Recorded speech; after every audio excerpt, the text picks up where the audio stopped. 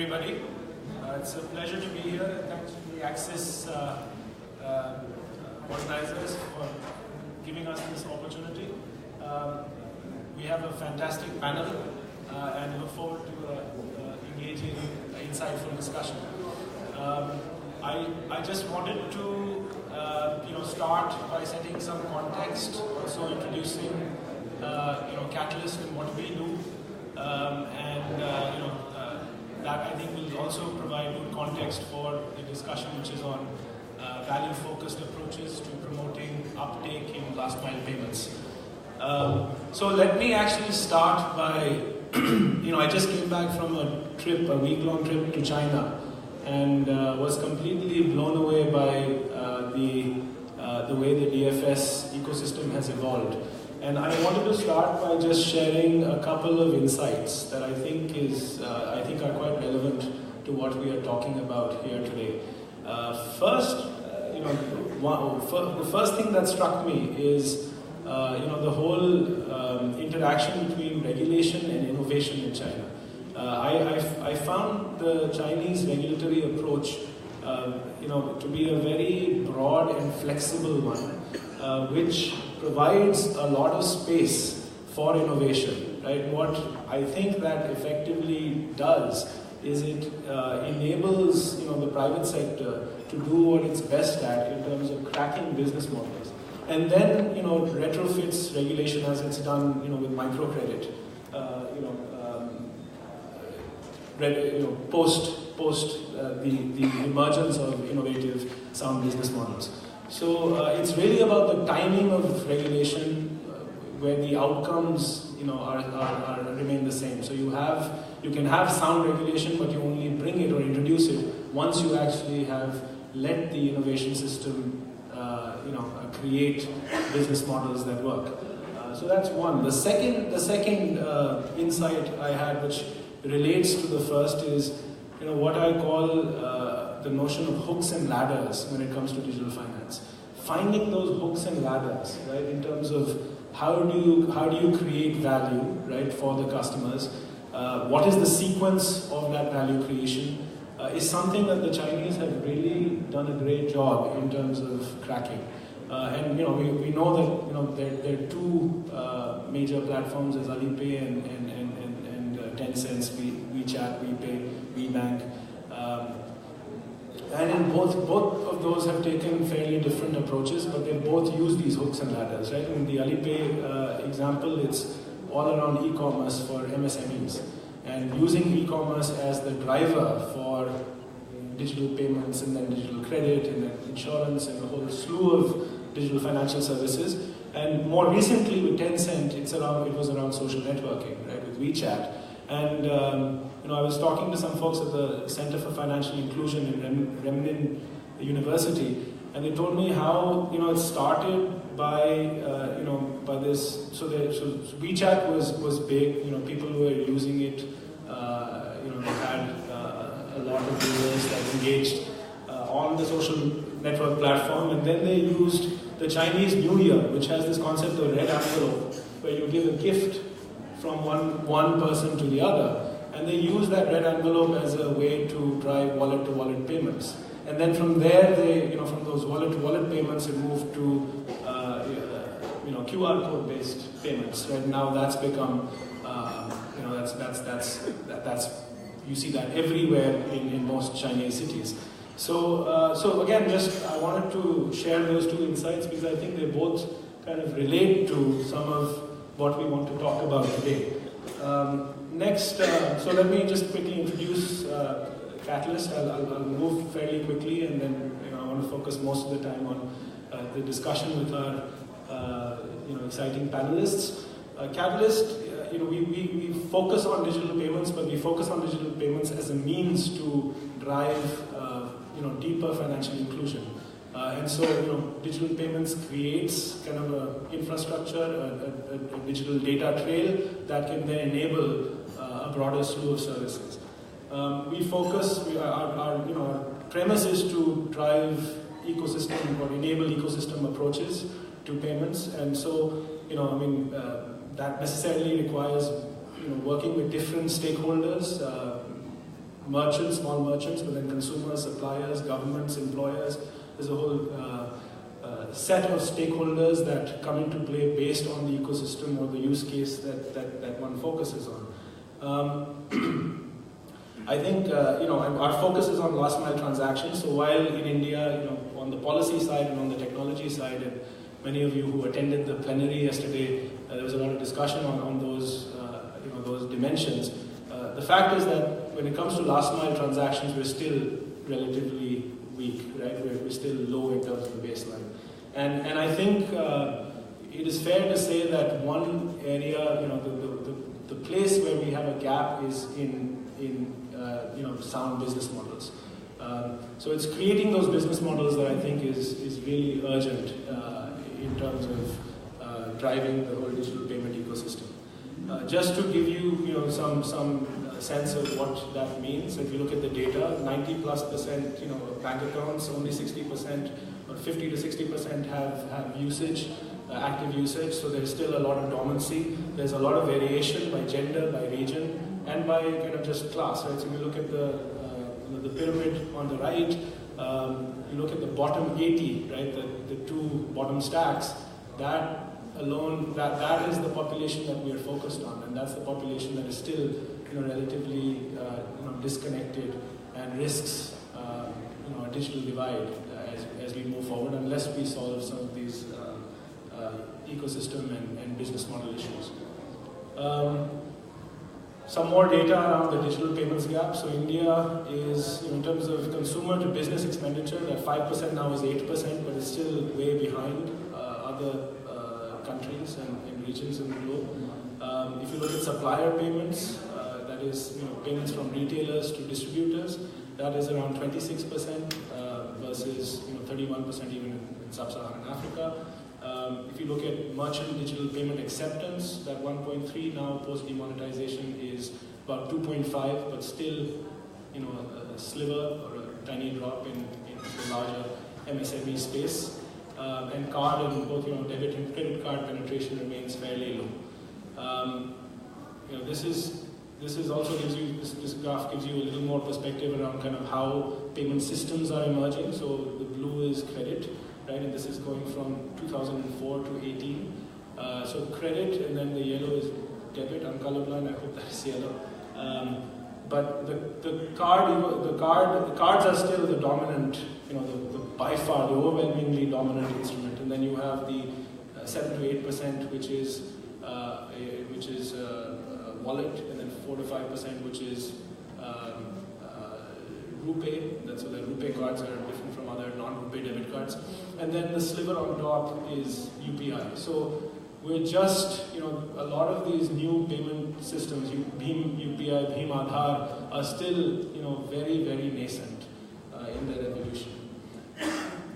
So I want to share some data with you that we generated from over 1,300 small fixed store merchants in Jaipur. This data also, if you have the Catalyst fact sheet, I think it's being distributed. You will have it on the back, so I'll go through this fairly quickly. But broadly speaking, this is, think of this as, this is the sentiment from the ground. Merchants are overwhelmingly, they aspire to grow, like whether you're a wholesale store or a convenience store. Overall, folks want to grow, which was, I thought, a fairly promising result because we think of small business as a dying sector. They are digitally ready, so in terms of smartphone penetration, as well as in terms of usage of bank accounts, they're overwhelmingly higher than the national averages. So, in terms of digitization, at least, infrastructure-wise, they are ready. But they transact primarily in non-digital instruments today, right? And you can look at, you have a little more check on the. So you go into kind of sentiments and perceptions. Then, they prefer cash for small ticket sizes. They do believe that digital can bring value to businesses. And how does it bring value? Well, they actually do believe that it can bring new customers who won't have otherwise shopped at their stores. That it would induce their customers to spend a little more than otherwise. And that, especially when remote payments are part of the workflow, then that can help reduce the hassle of cash collection. Right? So those are kind of sentiments from the ground. And when we ask them what will it take for you to adopt and use digital payments, then they say that they would like to pay their suppliers digitally, they would like to target their buyers with customized offers, they would like to be able to access credit from alternative lenders, and that they don't want to bear kind of an installation cost. But broadly speaking, this is all indicating the need to create value, right, other than payments. So I would actually go and say that based on our work, we have found that there is no standalone value proposition of going from cash to digital, right? And that is based on multiple experiments that we've conducted on the ground.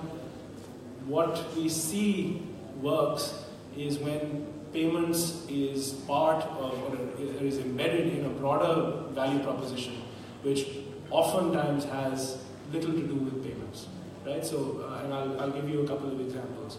So this is what I just said. So we, for example, took a market, a dense urban market cluster in Jaipur, and we did a bunch of things. We got a set of solution providers that together spanned a spectrum of product types and business models. We pooled marketing resources and created compelling, credible literacy material, kind of comparing, what their options were, essentially enabling an informed choice for them to choose a digital payments instrument. And we went door to door. So unlike, we didn't expect small merchants who tend to be busy with their shops to come to any location. We actually did the beat on the ground, and this was across about 600 merchants. And despite that, we found that adoption rates were about 10%, usage was around 2%, right? So, and we asked them, we started probing why. It was fundamentally because they didn't see value, right? So ultimately, for a merchant, it's like I need to see customer demand for digital payments. Only when I see a certain amount of customer demand and I risk losing those customers do I really feel compelled to invest in a payments instrument. Interestingly, when we did a flip experiment, which is when we looked at certain points of sale where merchants were accepting digital payments, and we made that clear and visible. And then we did an experiment with customers who were at that point of sale and nudged them to make a digital payment. And that experiment actually kind of showed that about 30-35% of those customers were willing to take out their card and move to what would have been a cash payment to a digital payment. So that actually was a very insightful learning for us, where you actually and the reason for that, there are many reasons for that, but broadly consumers have less vested interest, right? They have and we're starting to think of ways to work with the government in terms of creating some sort of tax incentives or institutionalized mechanisms to give incentives to consumers to move them from cash to digital, and that maybe creates a downstream effect to merchants so that they start steering them from cash to digital. Now, I think the other insights here I've already touched upon. What we are doing, therefore, in Jaipur now as Catalyst is we focused on very specific digital payment ecosystems where we believe that there is, that there is at least one stakeholder in that ecosystem that has a tangible and immediate pain point that can be addressed through payments. And some of the panelists here are working with us, right? So we're an enabler, we're not a solution provider, but we work with solution partners and enable them. So we're looking at, there's one piece of work around government to citizen services through the Mitra network. The core anchor partner there is the government of Rajasthan. We're looking at FMCG retailer to distributor payments, as well as the dairy forward supply chain, which is distributor to retailer to consumer. And Paybe, Murli from Paybe is here. Paybe is our partner there, and I'm sure Murli will talk more about that. We're looking at subscription payments to small vendors, where again there is this value proposition around collections, right? So and I'll go through I'll actually walk you through a newspaper distributor example. But there again, there's a very genuine pain point around collections. And then we're looking at a community-led digital finance experimented in urban slum. Now, an urban slum is a self-contained, ecosystem where you have a cluster of households, certain anchor merchants, and a commerce or a transactional ecosystem that is within that community, right? So it actually is relatively, theoretically at least, a low-hanging fruit. So what we're doing with FIA, and Sudeep is here, is looking at a structured, staged business model where it starts with, just promoting deeper banking usage, and then based on that foundation of banking, or active banking as we call it, we then start the digitization journey. And there are other interesting innovations built in. So they're working with Seva, which has community inroads. I mean, they have a trust-based partnership with women-led home-based businesses in the community. We're looking at a change agent model that where we have created a cadre of young women that become change agents and help educate the community, and it's based on communication, credible communication, but also incentives. Right? I mean, so there is a commission-based incentive. So Sudeep will talk more about that and their work in general. And then we're also looking at transit, which is an anchor ecosystem, and that's a very different. That's not nuts and bolts operations. That's more working with the government and driving interoperable open loop transit. But that will have the ecosystem effect of creating a cross-cutting use case that has massive reach and coverage across the city. And then we're looking at we're looking at credit as a hook, which is linking small loans to digital transaction histories. Right? So almost having access to credit serve as an inducer or a hook for small merchants to get onto digital payments. And so we're doing some cutting-edge work with Capital Float, and Rohan is here. We'll talk a little bit about that, as well as their broader experience with other payment providers. Okay, so let me just focus on the newspaper payment collections example. So what with vendors, one thing we realized as part of our journey is that if you take subscription-based vendors, so a newspaper distributor, right, which goes, this is a small merchant, a small poor merchant that has, say, 500 households that they deliver newspapers to, and they deliver papers over the month, and then over the next month they spend just collecting payments from those households. Right? So in the morning they do their delivery beat, in the afternoon they go and do their collections beat. And it literally takes a month for them to kind of make themselves whole in the amount of working capital, the operational expenditure, the psychological hassle of having to collect is pretty intense. Now that's just a newspaper vendor. That can be extended to any, could be a dudwala, kabadiwala, etc. Right? It's a fairly scalable model. Now what we are doing, and this is with a solution partner who's not here, Mera Paper, is again, so this is an example of that, payment as part of a broader value proposition. The value proposition here is that, through one application, you get a lightweight CRM, right? So you know who your households are. You kind of track daily newspaper deliveries, right? And you have that record. You then, at the end of the month, can simply, with one click, invoice the entire lot of 500 households. They all get, provided they adopt as well, but they'll get an invoice through WhatsApp. So, I mean, all they have to do at this stage is just be on WhatsApp.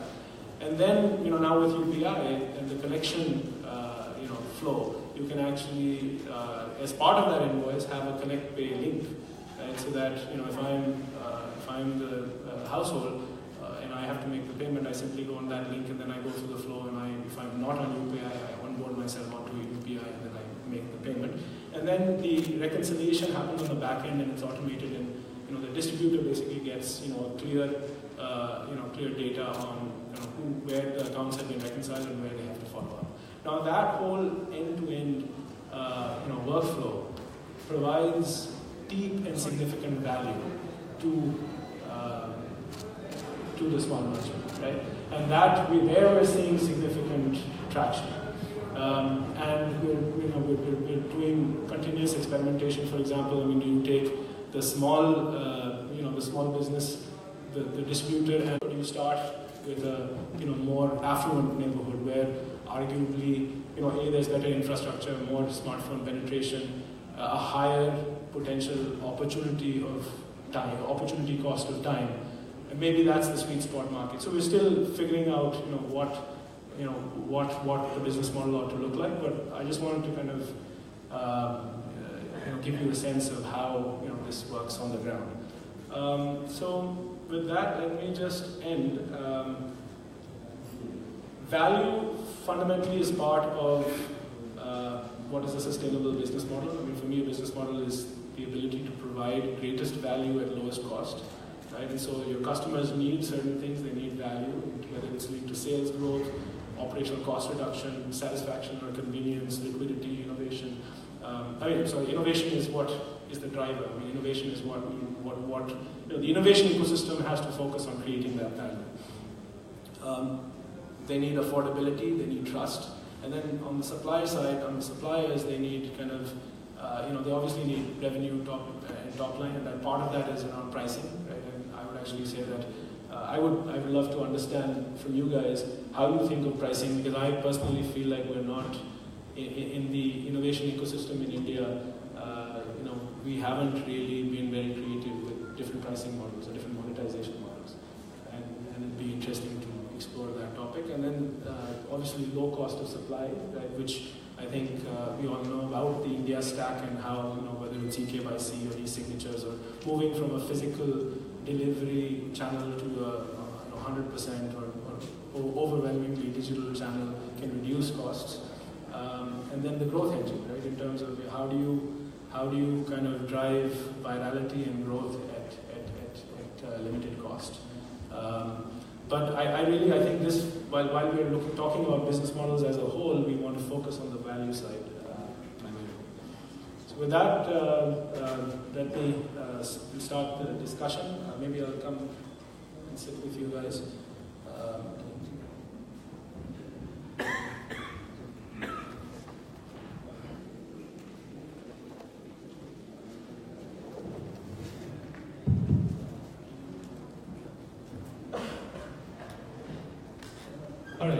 So let me start by sort of opening understand your approach to value. So how is it that you create value for your customers, and how and to what extent, whether directly or indirectly, has that led to digital payment uptake?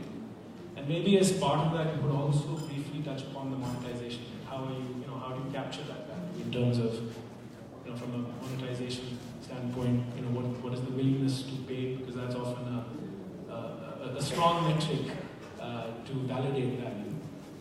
So why don't we start? We can start from here. Rohan, you want to go first? So I head technology at Capital Float. We are a digital lending platform, and we started out doing SME lending. And the way we work with Catalyst actually is in some ways really simple. We provide credit. You have a track record, on top of the track record we provide credit. So think of it as credit as a service. It doesn't matter what sort of business you run. We try to plug into that business or that ecosystem and provide credit. Now obviously, the ecosystem that we're talking about with Catalyst is small ticket size loans, right? And the holy grail for any lending institution, I'm sure anyone who's here from a lending institution will know, is doing a small loan cheaply. And that's hard because there's risks involved, which sometimes you don't know about because these markets are typically under-tapped. There is a cost involved. Often the cost is a cost of underwriting, the risk of the loan, and something that becomes significant in this ecosystem is actually regulatory cost. The fact that I need to do eKYC, the fact that I need to pull a bureau report, etc. So the idea that we've had over here is we've partnered with a lot of the people, actually we partnered with some people on the stage, where we integrate with their ecosystems, and the idea is if we can convince a merchant that by building a digital track record, that merchant will now have access to potentially hitherto unavailable credit lines, they will then get access to credit. And the idea over here is pretty much that, right? So what we would tell, for instance, a baby is very much a "aap hame data do, hum aapko loan denge" kind of thing. So the idea is build a digital track record of transactions, and we will then ride on top of that as a layer that provides credit. I think Badal's slide showed that really well. It sort of lies on top of anything that can provide me digital data, and on the basis of that, the value that we provide is access to capital. Now, along with Catalyst, it's a little tricky. So I think the jury's out in terms of has this pilot work, because the idea here is to get people who were completely manual or physical into the digital space, right? And with Capital Flow, what we've seen a lot of is people who already were maybe standalone mom and pop stores, but had some sort of digital presence, either as a Paytm vendor or as an agent for a remittance network. We then were easily able to give them credit. So this type of merchant we know wants credit, but we still have been able to prove that someone who wasn't so far on a digital ecosystem, by getting onto a digital ecosystem, that they actually value the access to credit. So I think it's more a matter of a when rather than an if, but we still need to prove that bit. But there is no doubt that this ecosystem is looking for access to credit, because so far the only credit we got was either from family members or from the local loan shark who charged owners rates of 36-40%. So I think that's the value that we provide. Catalyst is basically brought together a bunch of players to try to play out this experiment and see what happens. Thank you. Good morning. This is Shudeep from FIA Technology Services. FIA is basically a fintech startup that started its journey in 2012 with an objective of poverty alleviation and empowerment. So we basically have financial inclusion centers, or inclusive growth centers as we term it, in rural and urban India. The objective is creating a financial awareness among low-income consumers. From financial awareness, move them towards active banking, that's having a bank account and get into a habit of regular savings. Then slowly, as Badal has put it in a very nice way, in a phase manner, intervention in a phase manner. Next phase, we take them to regular savings like various banking products, and as they get habituated in banking, slowly move them towards digitization, because digitization also requires that you have your funds in your account to be used. So from cash-based transactions to banking transactions to digital payments, that's a journey we took over. We have taken up digitization as projects and have successfully done in some parts, in some villages, in various parts of the country. And now we have partnered with Catalyst for a urban slum in Jaipur, where we are going the same way, that is, in a phased manner, taking them through the journey of active banking. Because what happened during Jan Dhan Yojana, there are several accounts being opened. However, the accounts are not used regularly. They are not used as they were expected to be. So through awareness, through close change agents, working closely with them, and we are and a community participatory model. The engagement level, we are creating an engagement level where they are getting into active banking, regular savings, and directly making payments from their bank accounts. So that's it in brief. Thank you. Yeah, hi, good afternoon. My name is Murli and I represent a company called Onum Infocom. We are a fintech startup. We focus on business process automation with a specific focus on financial services for micro, small, and medium enterprises. And our flagship product is called PayMe, and it's a payment product. When you talk about payments, typically, the first thing that comes to mind is a consumer, a peer-to-peer or a peer-to-merchant payments. And that's been the focus of discussions over the last couple of years, last couple of days, and over the last couple of years generally when we talk about financial inclusion. But what we specifically wanted to focus on, how do we enable digitization and financial inclusion of MSMEs. There are open figures out there in the market which says about 40 to 45% of the GDP of India is contributed by MSMEs, but there's not much of focus or attention given on how do we sort of enable digitization on MSMEs, and that's exactly what we want to be focused on right from the start. The genesis of our startup, in more ways than one, started with the demonetization, and there were a lot of reports saying that small and medium merchants were the ones who were most affected by demonetization, and that's why we started thinking, how do we sort of get involved in this particular segment and see how we can sort of help their transition from an unorganized way of doing business to a more organized way of doing business. So our approach has been that we were never prejudiced in terms of having a product or having a service predetermined on what we should offer. So there are typically two distinct categories of MSMEs. One is on the supply side. When you take an OEM, there are supply side small establishments that lead up to a product, to an OEM, and then there's a distribution side of SMEs. So we sat down with kiranas and mom and pop stores and sort of asked them, what is your pain point? What is stopping you from moving into a digital mode of payment? Why are you not moving away from cash? The typical response is, why should we move away from cash? Cash is a mode of payment. I mean, and vanilla mode of payment, be it cash, be it check, be it card, it really doesn't make any difference to a business payment process per se. So I'll come to that in a minute. What happens is my consumers pay me in cash, and it's easy for me to pass that cash to my suppliers. I do have to take time out. If I have to deposit the cash in the bank, I do have to take time out from my business, go to the bank and deposit.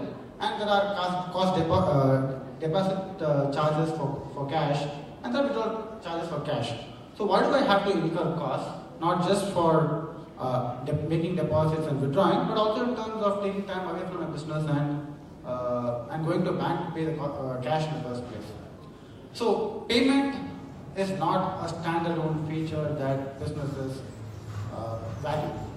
So that's the first point I'm making. Payment is only a means to an end. And unlike consumer, as a consumer, all I want is a single. There are four distinct characteristics that is goods or services are supplied, and then there is a credit period involved, which is typically 7 days, 14 days, 2 months, 3 months, and payments are made either in parts over a period of time or completely towards the end of this period. So what businesses need to do is keep track of what payments have been made to when and at what time, and have I made payments to all of my suppliers on time.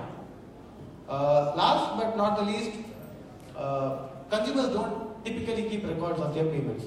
I pay through a debit card, I pay through a credit card, I pay through cash, it's done, dusted. End of the month, I get a credit card statement or I get a debit card statement, and I get a record of all the payments that I make. Whereas businesses, while there are bank transaction records, there are other systems that they need to sort of transmit these payment information to. And that's again manual, that's again paper based. So unless you don't address these kind of issues in a payment, it really doesn't matter to a business whether you make a payment through cash, whether you make a payment through card, whether you make a payment through check. Because eventually all the other pain points, like I said, you need to keep track of all the credit period, you need to keep track of all the part payments you have done, and you need to necessarily record all these transactions elsewhere over and above your bank systems. If these pain points are not addressed for a business, payments is just a means to an end. Payments is incidental. Payments is a necessary part, but not a sufficient part for businesses to start adopting digital payments. So I'll stop with this for now, and as we go forward, we will sort of elaborate on this. Hi, I'm Vipra Bharadwaj. I represent Fino Payments Bank. We recently turned into a bank. We are, as payments banks can be BCs, we are also maybe India's largest or the world's largest BCs, business correspondent, working with multiple banks. and we have our own license and we are working on our own now also. So just to give an idea on numbers, we have around 30,000 business correspondent points. Out of that, 10,000 might be fixed points and around 20,000 will be mobile agents. We are live with around 415 or 17 branches also for the Fino Payments Bank.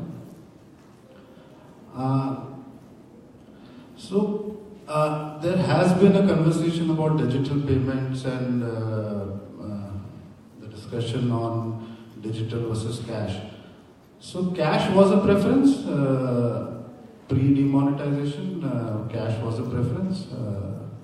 Post-GST, cash, the preference for cash at the merchant level or at the supply chain, if you see the manufacturer, as he was mentioning, Murli was mentioning, the manufacturer, distributor, retailer, the preference of cash post, we are seeing a trend in which preference for cash in this chain is coming down because the networks like IMPS, NEFT, RTGS have are sufficiently stronger now, and the preference for cash will keep on reducing. So on the customer side, so we were, if we can say, pre-demonetization, we were doing a throughput of around 800 crores a month. Now we are doing a throughput of around 2,500 crore rupees a month. So that has been the change. And when I'm saying throughput, I'm saying IMPS, I'm saying NEFT, I'm saying cash as the mode in which the transaction at our points are happening. We are seeing a 10% to 20% growth every month in terms of the cash transactions moving on to a digital platform. When I say digital, it is IMPS, NEFT, and things like that. Now, at Fino, we differentiate between, when we say peer-to-peer payments, we differentiate between cash and card versus mobile. So what is happening is, cash and card are assisted kind of transactions. So I hand over a 500 rupee note to a merchant. The merchant is supposed to do the transaction. It is an assisted mode of transaction. He pays me back whatever my bill was. Similar is transaction mode with a card. Card is also the same thing. It is an assisted mode. I hand over a token. The reliability of the device working and everything is, the onus is on the merchant. What we are trying to do in India in past 1 year is trying to take the customer directly from cash to a mobile kind of a payment. We are trying to skip one level. And my friend on the left from Airtel, Paytms, Government of India by BHIM, those are the catalysts which are trying to accelerate from cash directly to a self-serve kind of a mode. Paytm and many people are and government and everything, many people are putting that effort in terms of marketing, trying to change that behavior. And as Fino, we are ready that yes, if there is a self-serve kind of a model which evolves in, so there are nowadays two goalposts, 2019 and 2022. So I think by 2022 that skip by all government and players like Paytm, which are trying to influence a direct shift from cash to mobile phone or a self-serve mode will happen. Till that time, we as Fino are working from converting the people from cash to a digital payment, which we say are assisted in an assisted format. Assisted format is a card, issuance of a card, maybe trying to move into a mobile, but issuance of a card. For a merchant, you should understand what Murli was also touching upon is how difficult for a merchant is to do a fund transfer to a supplier of a service. He has to walk into a bank branch, do a NEFT form fill up, or RTGS fill up, then go to the teller counter. So what we are trying to see is that can we do that fund transfer or the payment of the merchant from his shop itself. So we are evolving models out of it. And thirdly, I want to address one point is 5 years back, 5 to 6 years back, the banks were being measured, internal matrices in the banks was how many products per customer is one matrix in which value was perceived to be there. It is changed now. It is now which is your primary payments account. So you see all the banks and wallet companies or payment banks or small finance banks trying to address which is your primary payments account. And if you are able to tie that down to the customer that this is your primary payment account, the revenue or ARPU kicks in from there. The value kicks in from there.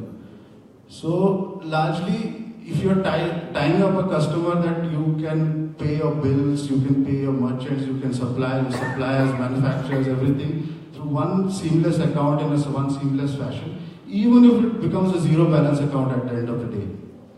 That is the key to address for us, that how we can create that value for the customer, that all payments are done through the one single account, so that the value builds for the bank also and for the customer also.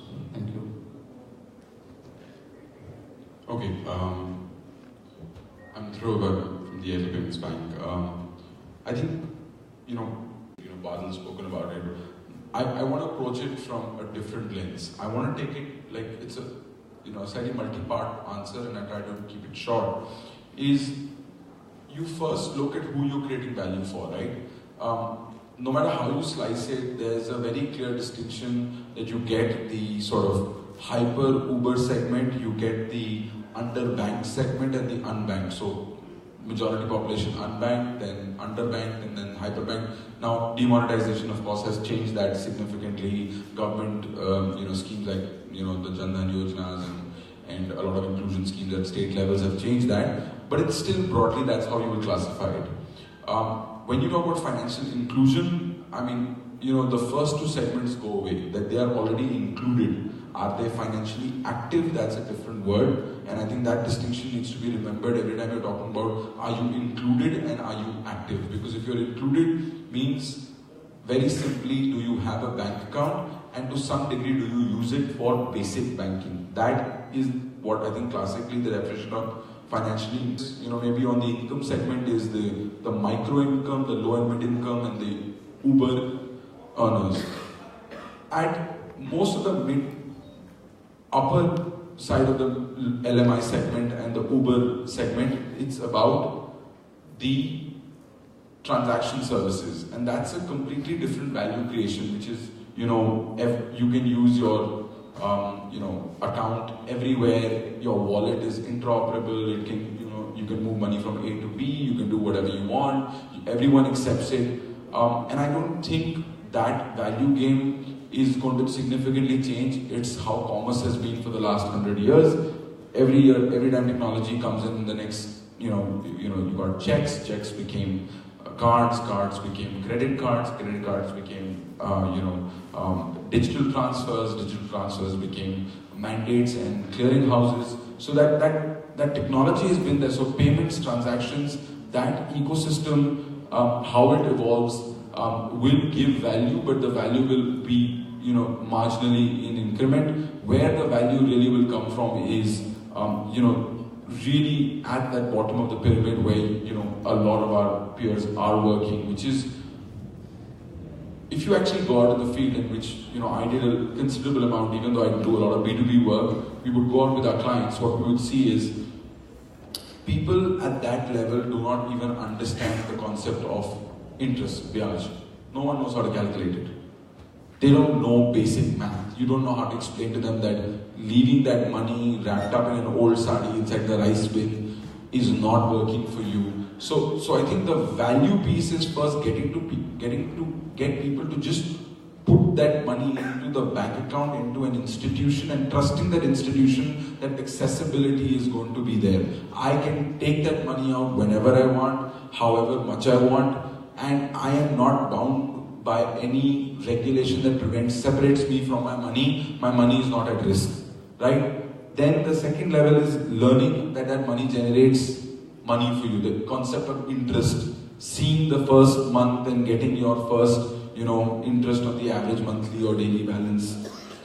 Then knowing that when this money is safe and I can take it out, then transacting on that money. Okay, I don't need to take out 500 rupee note from the ATM or from the local BC. I actually just need to go to the guy and tell him, I'll digitally transfer 222 rupees to you because that's what my ration cost me for this month. I don't need to lose the remaining 278 rupees of interest that is there. Once that concept is clear, then some years down the line, you move them to a concept of saying, now that you know that 278 rupees will always be residual to you, you can invest it. I mean, look at what happened in China. You spoke about China, right? Just look at what happened with the Alipay money market fund. Alipay launches a money market fund. Overnight, it's an $85 billion money market fund. It's the largest money market fund in the world. Overnight. Nothing, you just told everyone, prompted everyone on your platform saying, this is your residual income, you never touch this much money. Put this away into a fund, and that is purely liquid, no transaction costs, nothing. You can take it out, let that money work for you, get a higher rate of interest. It created the largest investment asset in the world ever. Individual investment asset. So I think that value chain, when you talk about cash, as you've been mentioning, is first getting people to put that cash in and letting that cash reach this point where you move beyond transaction. And I think that's really where the last mile digital payment piece really works. When payments are so seamless that people trust that concept that I can keep my money, I can transact on it, but I also have access to now not pay but invest, take the next level of payments beyond that. I think that's when payments is going to be successful. Few more points to add. When you look at value, you also realize that the only way you can create value is through distribution. Until you don't have an open ecosystem with interoperability, each individual is going to try and create their own BC networks, their own distribution networks, and that's where, that's where the war of attrition is going to kick in with players, because the cost of distribution is so high, and you're in a business of margins. You make margins on someone else's margins in payments. You're going to end up in a point where either your distribution is going to reach that tipping point and grow, or it's not going to be sustainable and it's going to collapse and people are not going to transact. And I think, Badal, your question on sustainability, I think it's too early to comment. It's been a year since banks have launched, this payment banking concept. We're not even, Airtel launched in Jan, which is the first one, then came in a few months later, India Post, Paytm. I think it's too soon to know how the market will play out in terms of how the players are going to play out. What you're also seeing is traditional banks becoming more digital. What you're also seeing is people, using technology, APIs, SDKs to try and, become more interactive with the, how everything works. So I think, it's still too early, and also the regulator's been doing some great work in terms of opening the ecosystem up. Sometimes it works in favor of some people, sometimes it doesn't work in favor of some people. But that regulation momentum has to be maintained. You have to see more tax ordinances in place to reduce people's use of cash. You have to, another China example, because we've done a lot of travel to China. Checks never existed in China. China never had the concept of a check. So the need to have a distribution network where you could go sign a payslip for money transfer, and it was an interoperable money transfer, open platform, was the need of the hour. So every shop would have these slips. You can go sign a slip, leave it. Within 24 hours, a bank guy would come and collect it and make the transfers. Checks never existed in that economy. So the whole concept in India where you can cut a check, let it go, naam galat hai, amount galat hai, check sign galat hai, uski accounting ho rahi hai, uski clearing ho rahi hai. Just the number of days of working capital stuck in the economy in this sort of negative payment space. Maybe these are things that need to be done away faster than that's a opinion. It's not necessarily the right opinion, but it's a opinion. You could, something like that. So I think these regulation momentum needs to continuously kick in. There has to be a 5, 7, 10-year roadmap to sort of say that, wherever you don't need cash, wherever you don't need a non-digital instrument, that business needs to go away, or that business does not get the same benefits of tax or credit that anyone else who's actually making the effort to do digital payments is enjoying. I think that's the larger value creation piece. Can everybody hear me? No? Hello? Okay, there you go. Okay, fascinating discussion so far, and we get more questions, so now we're going to go into a crisscross kind of a question-answer session, and then we'll open it up to the audience as well. So I want to start, Sudeep, with you. You guys, when I came across you and we first started talking, one of the things that struck me is that the work that you did in Bankura district, one of India's poorest districts, where you said that it started during the demonetization environment where there was clearly a very acute pain point to go from cash to digital. There was no cash. And you used that, and then post-demonetization, when cash came back into the system, you sustained that at 60% levels, and it still exists. I have two very specific questions. One is, what is it? What is the reason? Right? What is the value that the community feels or sees in digital payments that sustains that 60%, right? Whereas the rest of the country is not close to that level.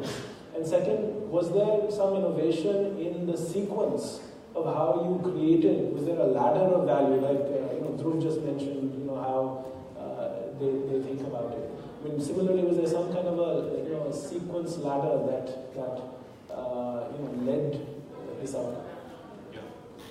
Yeah, I think it's most relevant to discuss about the case study Badal just now mentioned. It's about a village in the district Bankura. The village is named as Kalaberia. Now, as we were discussing, monetizing or making it more stable or a business model. So the inclusive growth centers that we create in the rural and urban points, we make them as the BC or the banking correspondents for some of the nationalized banks in the country. So what happened in this village? This village is located around 19 kilometers away from the nearest branch of State Bank of India. So we identified a village entrepreneur who is a woman in this case, in this village, Mrs. Vishnupriya Kundu, who has been a housewife staying in that village and wanted to do something on her own. So while doing our financial awareness program in the villages, we do identify interested and capable entrepreneurs who can further continue on the journey along with the community towards financial inclusion. So this lady was identified and he became a customer service point for State Bank of India. She opened around 5,000 plus accounts in the nearby villages. However, during the demonetization phase, what happened is that the supply of cash with the bank branches were quite low. So in different parts of the country, it was really difficult as for the bankers as well as for this last mile distribution points to manage the scenario, to manage the expectations of the consumers. Realizing these tough situations, what she started doing is that from his campaign of awareness, which was mostly into banking, into regular savings through recurring deposits, fixed deposits, she moved into digitization. The digitization efforts were further being sponsored by FIA Technology and State Bank of India, where the campaign started with the schools, the young students, because what we thought, the young generation, they were more I mean, the acceptance level is more high with new technologies, new things coming up. However, our learnings were different. We found that in a village kind of a scenario, I mean, post demonetization, what we realized is the security of carrying cash, and particularly being a woman entrepreneur, she had a considerable number of women customers, women consumers, or women bank account holders. They were not feeling secured carrying cash with them. This sense of security carrying cash, that if there is cash, she might come under pressure and need to give it out to her husband, or just simply on the road also the security issues. They preferred going cashless. So finding this need coming up, what she did, what it was done by the bankers and with FIA technology, we tried to do various campaigns on the use of debit cards, on the sensitivity of the PIN, how debit cards can be used, and slowly towards mobile banking. And what we found that this mobile banking were more accepted by the young generation as well as by the women. So over a period of time, there was a need that created, and we found that the pharmacists in the rural, in the villages, the pharmacists, the medicine shop were the first respondents who wanted to have a POS machine. Because there is a need for, urgent need for medicines, they run over there, either they have funds in their accounts, but they can't pay by cash, so they need to do a transaction. After the pharmacist, then the grocery shops, and over a period of time, there were many such merchants out in the village who, just for this peer pressure, the pressure of the consumers, the demand from the consumers that surfaced up, there were enough POS machines out there, at least to do the cards. I mean, they can at least swipe their cards. Further, as we continued with our awareness program in the high school and colleges, we found that the use of smartphones are more with the young guys, the younger generation, and various e-commerce platforms, particularly during the festivals like Diwali, or in Bengal it's like Durga Puja, the purchase of like simple dresses and all that, the e-commerce platform, the purchase from various sites, that became quite popular. And so it was like, there was a monthly one in the schools, in the high schools even, there was monthly one sessions that were to be arranged to answer their queries. They had various queries that I have done that transactions, but this sort of errors came in, but this is where I got stuck. And we felt a need that they need to be made aware of financial security as well. Because with the changing times, there are various fake sites that are coming up and all that. So that security issues are quite important. So over a period of time, we found that in that village, Kolab area, the scenarios have changed quite a lot. Now, how we do it in FIA, and also Badal was mentioning about making it a sustainable change over a period of time, adding value. So how the approach from our end is that we start with financial literacy, awareness part, because we find that many of the gaps, many of the answers lies somewhere in the awareness level. So it starts with the awareness, then find a partner in the community who can continue with this legacy of awareness, make him a customer service point for a bank, so there is an economic viability of the model that comes in. So these underserved or unserved areas which are quite far away from the nearest branch, it accounts which are zero balance account and doesn't add value. So with this awareness coming and the regular savings in the account, so there is an average balance that's maintained in that account, which definitely has a financial value for the partners as well, for the organization FIA and our village partner, village level entrepreneur. So over a period, what happens is that when you find that the banking habits were not active because the bank branch was far away, or the 10 to 3 timing, the banking timing, probably gets into their most working hours, their most productive hours. So a customer service point from 8 to 8 banking hours probably gives them a solution to banking, that it's beyond their productive hours when they can go, and the trust is built over a period of time because it's a community guy. A person whom they have known for years is the partner for the bank, and they can open an account, do deposits, withdrawal, and even fund transfer. So what happened during demonetization was that when they had no other options, I mean the cash flow was less, they even started transferring funds. So these village level entrepreneurs, they also have the utility bill payment solutions as well, some web-based solutions. So it's like an assisted e-commerce platform whereby they can transfer funds from their accounts. And all this digitization helped in keeping more funds in the bank account. So the average balance goes up, and it's a win-win situation for the consumer, the village level entrepreneur, the bank, and the business correspondence industry as well. So that's how we move. Thanks. Thanks. I just want to get a quick time check from the organizers because we started late. So what time are we going to? 12:45. Okay. Okay, 50. Okay, so we have 20 minutes. So we'll have to go a bit quick because I want to make sure the audience has some time to ask questions as well.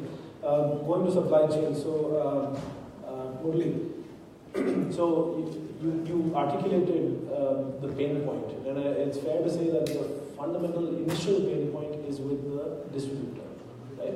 Now, but let's just, you've been working in the Procter & Gamble as well as HUL distributor landscape in Chennai as well as now Jaipur.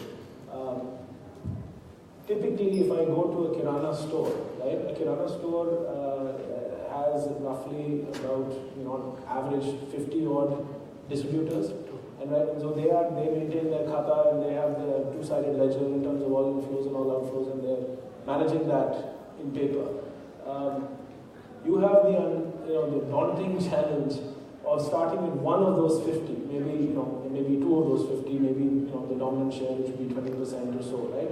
But those retailers are still, for the other 80%, are going to continue managing their khata. And the khata is not going anywhere. So how do you kind of span that journey of demonstrating a pain point for a distributor, and then how do you leverage the distributor and actually get the whole retailer ecosystem, and then other distributors which are fragmented, I'm assuming mostly regional distributors and regional brands, to get on board?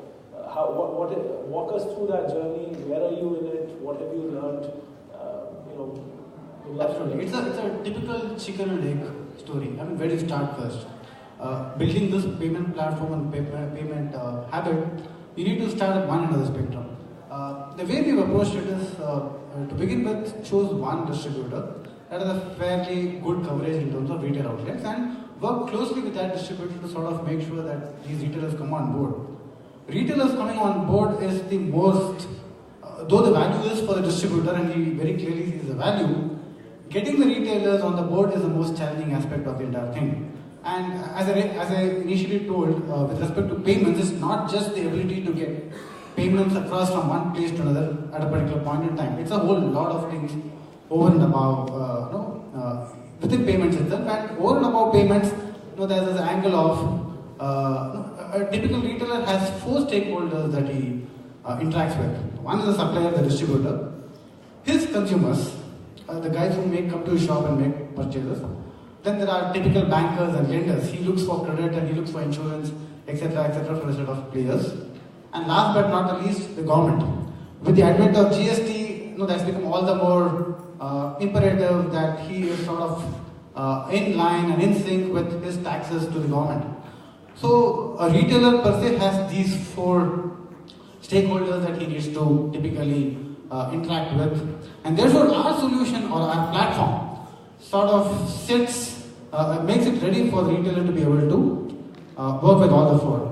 the way we go about this, we don't pre-decide a particular product or a particular service.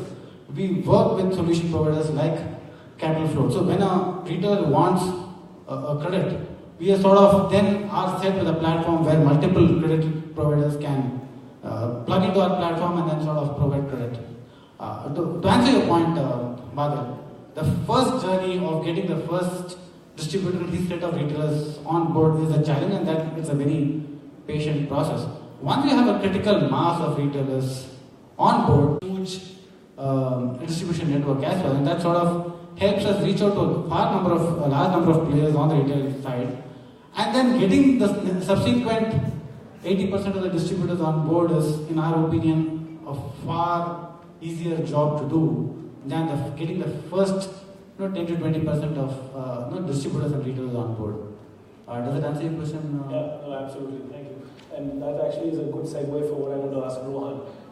So Rohan, I want to kind of deep dive into the link between credit and payments, right? Digital.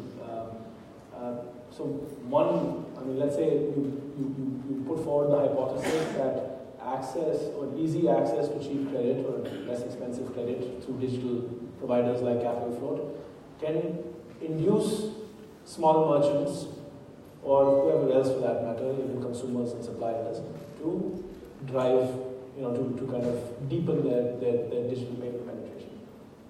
I want two questions. One, from the ground, and you're working both with, say, Paytm on the Kirana model, right, which is a vast ecosystem, a vast platform, and even, say, Paybe on supply chain financing, and I'm sure there are other players as well. What trends are you seeing what evidence are you seeing to support or not support that proposition? Number one. Number two, going forward, what is your sense, from what you know around credit behavior, etc., that can inform such models? I mean, what should those models, if those models have to be tweaked, for instance, how do you think they ought to be tweaked? Okay, so the first one is, like I was saying when I made my introduction, is that we don't know yet. Right? Because the thing is, the people we work with are people who already are, as Dhruv said, financially included. These are people who already exist on digital platforms, you already have data about them, and so these are people that use credit to then increase the level of financial inclusion or digital presence. But we haven't yet seen someone go from 0 to 1. We haven't seen anyone go from 0 to 1 yet. Right? We have a few pilots that we're running with you guys, but I don't think any of them yet have been successful. And I think there was a point made earlier about the fact that the gap, I think Sudeep made that point. The gap is actually education and trust. So once we see that kicking in, I think it's, like I said, it's a matter of when, not really if it's going to happen. Because that ecosystem we know wants credit. We know that ecosystem, and your graph showed a 92%, I want to grow, sort of feeling amongst these people. So we know it's going to happen. But right now I don't think there's enough data to see that it's going to be enough to take someone from 0 to 1. And along with Paybe, it's the same thing, right? Like Vipul was saying earlier, even self-sourced payments isn't working. Right now, people are used to assisted payments. It's a long way to get into self-sourced and self-service loans, right? So I think there's going to be a period of assisted loans, there's going to be a period of people understanding how this works. We piloted a 90-second loan, right, when we did that project together a year and a half ago, where people are wondering, how is this suddenly money in our bank account in 90 seconds? I didn't meet anybody, I didn't have to sign a bunch of stuff, and suddenly there's money in our bank account, what's the catch?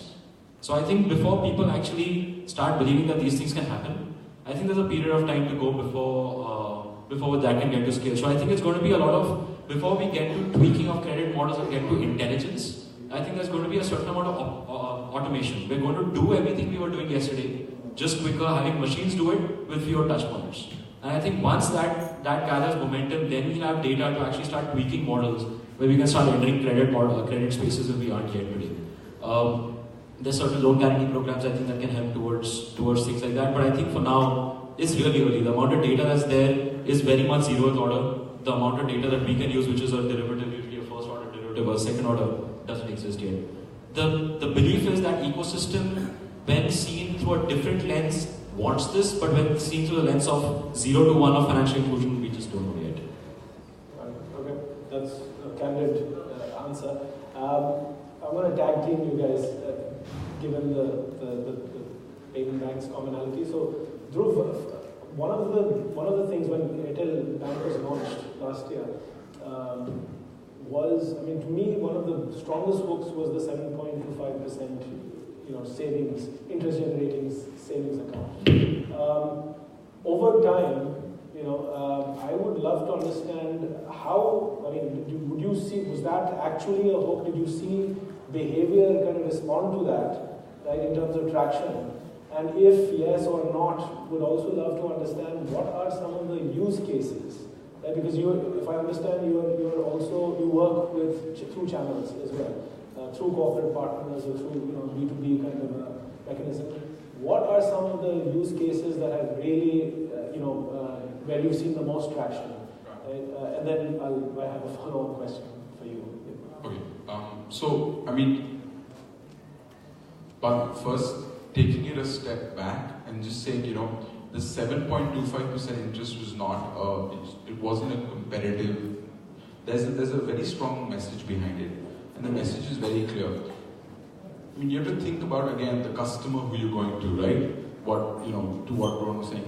This guy, we don't know they want credit. We don't know if the 0 to 1 is going to happen because in lending cases, they've only known predatory lending. Undocumented lending. I was told 36 किश्त लगेंगी, मेरी तो 50 किश्त दे चुका हूँ. Told yes or no that you're done or you're not done. So similarly, when you enter the banking space, these are people who psychological understanding is a bank means a kagaz, a passbook, a card, and you suddenly want to come and tell them it's all going to be on a mobile. There is no paper, there is no card, it's all on a mobile and your money is safe. And now they don't know whether that number is safe, if the SIM is there or not there. And on top of that, you're putting their money onto that SIM and that phone. So the whole idea was that we wanted to reduce one less question. Oh, it's a different number. Oh, but they are giving more in FD or this or that. The whole idea was go to a point where you just beat everyone in terms of, it's one less point of convincing them to be more financially included. And I think that was the approach that it did.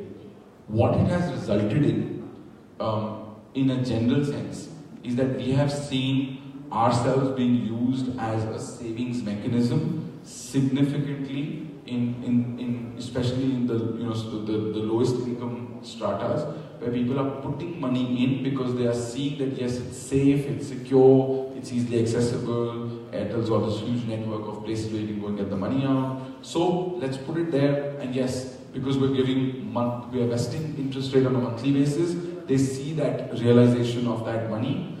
It's small, but they still see it. Like on a lakh of rupees, it will be like $60 a month, right? So they see it, but it's a big benefit for them, and so we are seeing the uptake on that. We are seeing people opt in on that. Where I think the whole channel piece comes in is when we start moving up the income segment from micro into low income and mid income, is where we are seeing people opting in, daily wage laborers, contractual laborers, SMEs. So we've got a large base of SMEs who we've given our salary product to, where salaries are being paid digitally now. And yes, this whole 7.25% go and cash out at any of our retail points creates a huge difference and a huge pull for them. So yeah, it has worked. Will it be the only thing in the future? Too early to comment on that. But we're hoping in time we're going to build the ecosystem play, which is going to be put your money into us, take it out wherever you want it, earn interest, and pay with it wherever you want. You're accepted everywhere, and at the same point in time have access to investment opportunities like mutual funds, insurances, and so on and so forth. So building that out, and then building the credit layer on top of it to say that the more you transact, rather than traditional underwriting models of how much money you have in the bank, times that by 1.2 times 12, that's the amount of EMIs you can pay, and hence that's the loan you'll get. It's more of a cash flow based lending, and so that will be the last mile where people will then trust the system enough to do that. Got it. Thank you. So just building on that, so you had your core business used to be remittances, right?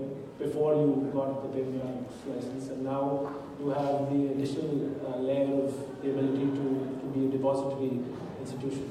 I have no idea whether you match the 7.25 or not, but what I would love to understand, what has that additional capability? How has it really kind of enhanced the value proposition? What are you seeing in terms of additional uptake in your existing customer base when it comes to digital payments? So we as Fino have been in what we now internally call as the low income segment, present in urban low income segments and rural villages and everywhere. So the trend pre-bank formation, the trend was that the urban centers used to do a lot of cash in and the rural centers used to do a lot of cash out. And the challenge was to accept cash here in a huge quantity and at the rural end, as Sudhi was mentioning, the way to cash out the customers. Post last 1 year, we have seen a significant change in terms of money coming into post we open accounts of the same customers. A lot of money is now digitally coming in. That means the salaries and everything is now being transferred digitally. The same customers used to get salaries in cash. They used to come to our points and do cash remittance. The same customers now get a cash in, digitally cash in, so the transfer is largely digital. Same thing at our rural points. We might be having around 20,000 rural points. A lot of debit card and AEPS transactions in terms of cash out have started happening. Previously it was just cash out from the bank account. A lot of AEPS and offers transactions.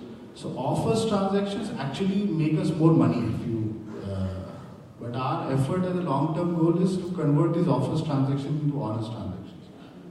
So, and our core belief is that if you can tie that customer to a payments, so we used to, in July when we launched our bank, we used to go to a merchant and say, we open a current account with us, and he used to say loans, I want checkbook, I want this and that, and there was a lot of resistance from the customers, from our team, that we are limited terms of offering, and we changed the narrative in September and October.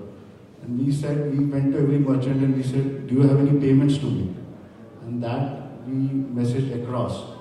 And the same accounts, now we have around a balance of, in our accounts in last 3 months of operation, the balances have increased to around 40 crore rupees in last 3 months. So the challenge is that we have to convince the customer that this is your primary payments account. You route your payments through this. You have to make those payments of the merchant easier. You have models like Baby, IMPS transaction on an assisted mode or on a self-serve mode. Or he is able to do a cash system. So all three things put together to a merchant that to increase the throughput through that account, and the balances will follow. We internally don't discuss MAB as a balances as a KPI internally. We discuss throughput, and our belief is that the throughput will lead that change and stickiness to our account, and largely then lead to a digital financial inclusion, whatever. So that is our. Thank you. Let me open it up to the floor now. I think we probably have time for 3 questions. So, can I see a show of hands? Anybody who has a question? And it would be great if you could specify who the question is for, the whole panel or an individual. And then we'll just consolidate 3 questions and then. we can address them at once. Any questions?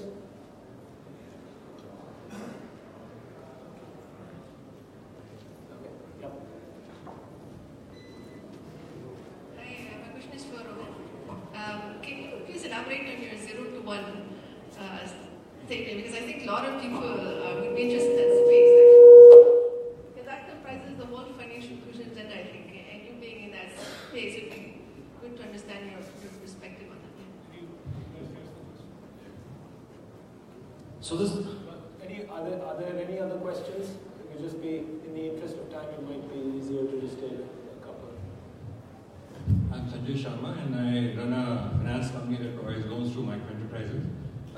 GST that has been mandated by the government opens an opportunity to increase the digital footprint for each of your businesses. I would like each of you to tell us how are you going to use the GST opportunity in your businesses to improve your digital footprint. One more question, anybody? We'll just go with these. Okay. So to address Sharon's question first. So the idea is, I don't think it's a question of can it do 0 to 1. I think the amount of time that it will probably take to prove that it can do 0 to 1 is more than we've given it so far. I think the stick approach of November 8th last year was a great film, so it pushed the process further on the curve than we would have been without it. But I think there's still a lot of time to go before we can conclusively say that credit as a hook, for instance, can be used to take someone from 0 to 1. I think there's another, in fact, this ties into the GST question. GST is also another thing that is moving people towards a whole bunch of digital transactions, because then digital transactions give you a lot of what Murli was talking about earlier, a lot of the other 4 things that a typical business needs. One of the things, for instance, being reporting. Everyone needs to report regularly. Once you're digital, it becomes easier to report these things. So I think everyone here will probably be able to help with going from 0 to 1 in financial inclusion, but Capital Float specifically, because what we do is credit as a hook. We know once you're 1, you want credit to take you further up the ladder. But from 0 to 1, we have pilots running. My belief is it's probably maybe once there's a trusted player that does it, even at a slight level of scale, I have a feeling it'll be fairly expensive. And again, just to repeat what I was saying earlier, I think it's just a matter of trust and education.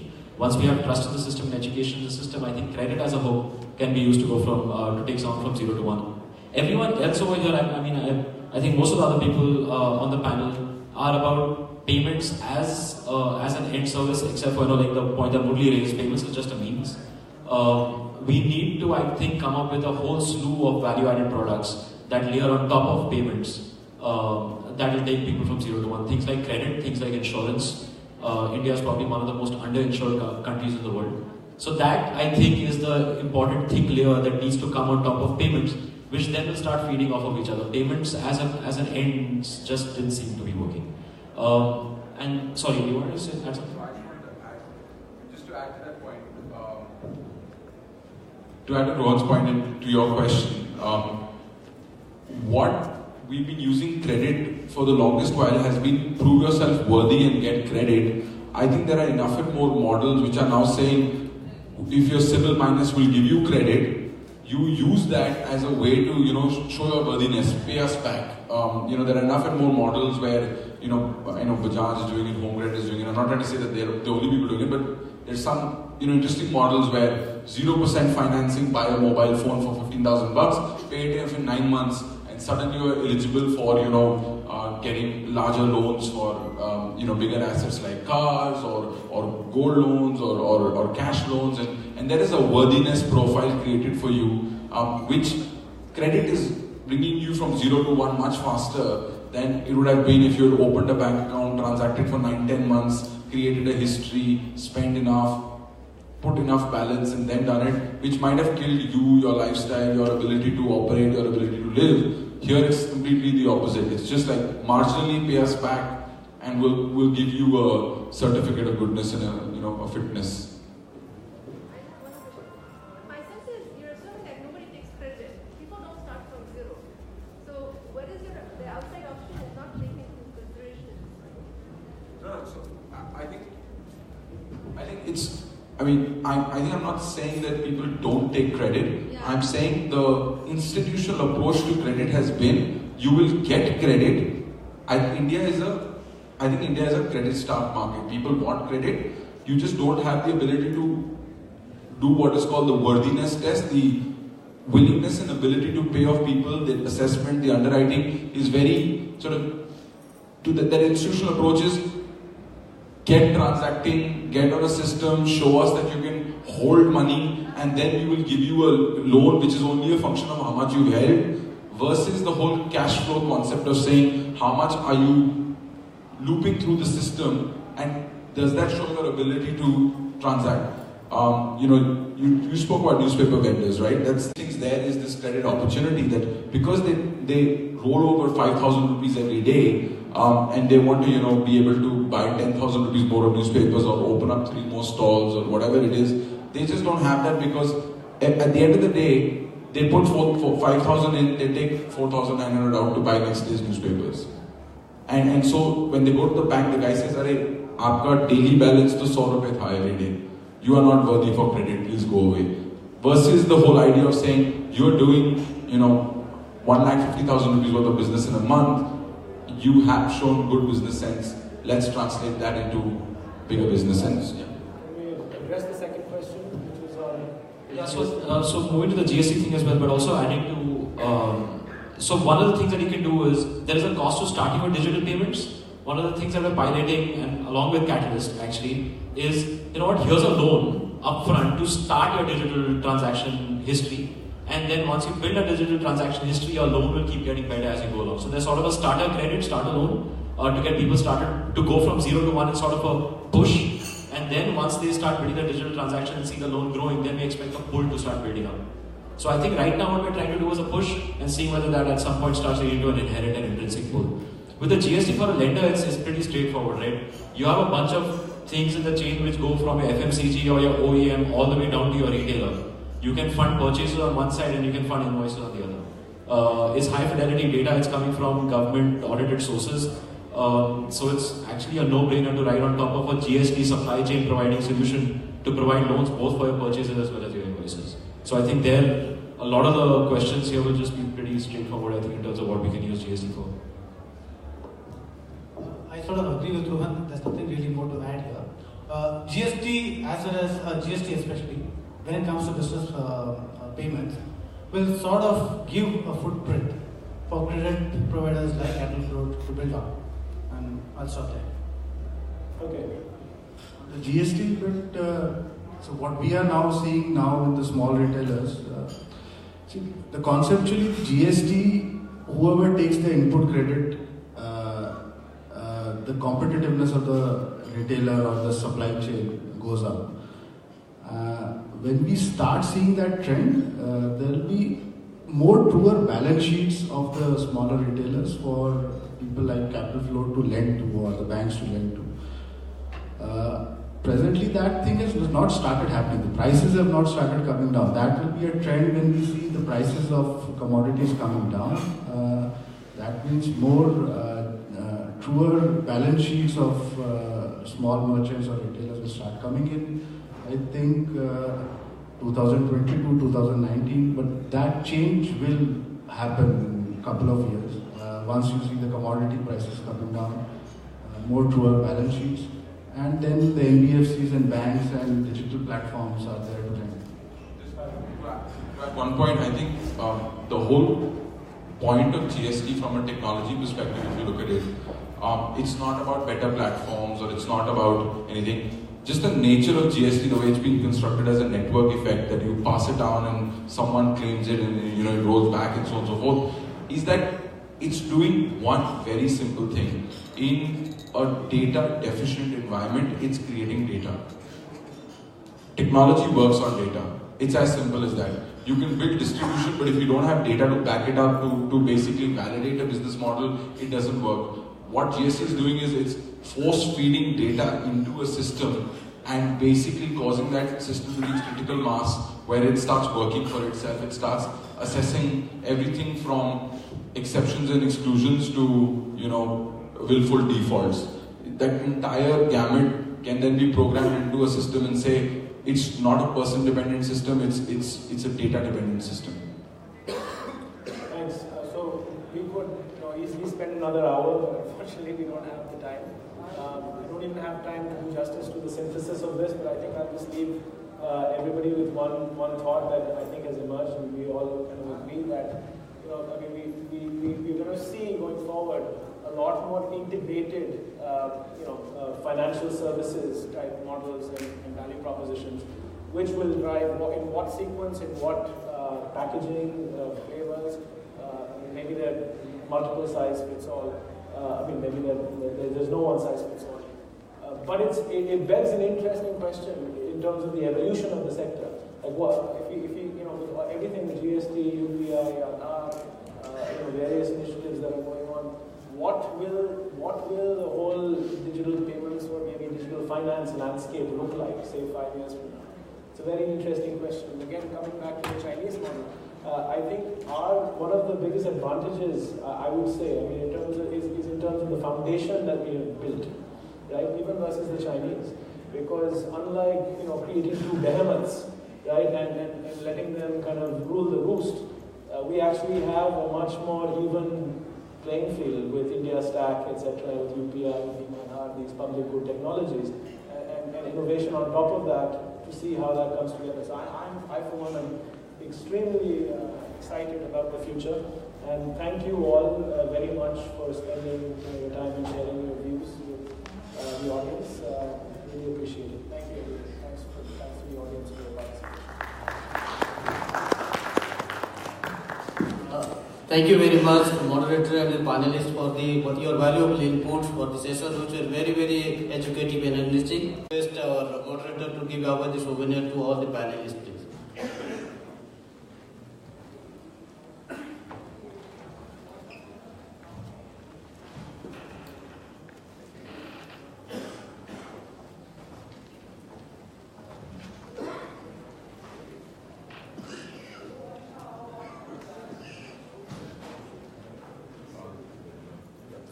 I request Mr. Sudipta Shah, AVP, to access to hand the souvenir to our moderator.